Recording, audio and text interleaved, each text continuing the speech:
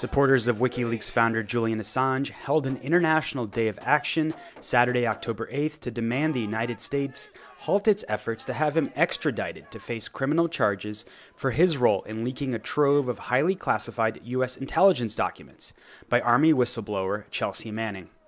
In London, hundreds of protesters gathered in a line which stretched from the British Parliament to the other side of the River Thames. Stella Morris, who is married to the Australian-born activist and publisher, said the British government should speak to authorities in the United States to end the extradition bid, which was launched in 2019. The British government should be speaking to its counterparts in the United States to bring this matter to an end immediately. It's already gone on for 3.5 years. It is a stain on the United Kingdom. It is a stain on the Biden administration. In Washington, D.C., dozens marched on the U.S. Department of Justice, calling on Attorney General Merrick Garland to drop charges against Assange, which include 1 charge of hacking and 17 counts of violating the World War I-era Espionage Act. Julian is not a U.S. citizen. WikiLeaks is not a U.S.-based publication. It is not legally, I think, justifiable to charge him under the U.S. Espionage Act. He's an innocent man. He's never committed a crime. The only crime he committed is telling the truth.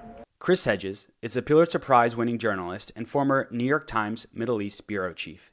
He's currently the host of the Chris Hedges Report on The Real News. He says he fears the Assange prosecution could criminalize the publishing of classified documents, a vital tool for holding governments accountable. I mean, part of the reason that I'm so involved in this is because having worked for the New York Times, having published classified material, if Julian is sentenced, it sets a legal precedent which allows anyone who possesses classified material or publishes them to be criminalized. It's really the end of any investigation into the inner workings of power. Assange has been jailed in London's high-security Belmarsh prison since 2019, enduring conditions that experts have condemned as torture. The conditions of his incarceration are so brutal. I mean, he's isolated, he has suffered a minor stroke, he's lost a lot of weight. We know from the trials in London that psychologically he's had hallucinations, was found banging his head against the wall. Assange's supporters say the U.S. is targeting him for exposing U.S. wrongdoing in Afghanistan and Iraq, including releasing the collateral murder video, which shows a U.S. Apache helicopter gunning down civilians and Reuters journalists in Iraq.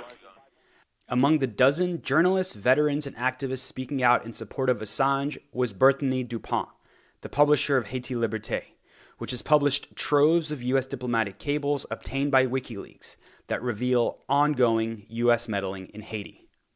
We have published articles about the U.S. try to sabotage Venezuela's project to provide cheap gas and loan account to Haiti known as Petro-Caribbean Fund. How it fought effort to raise Haiti minimum wage from $1.75 per day to $5 per day. How it unilaterally deployed U.S. troops into Haiti after January 2000 earthquake. How it integrated coup-making soldiers into Haiti police force.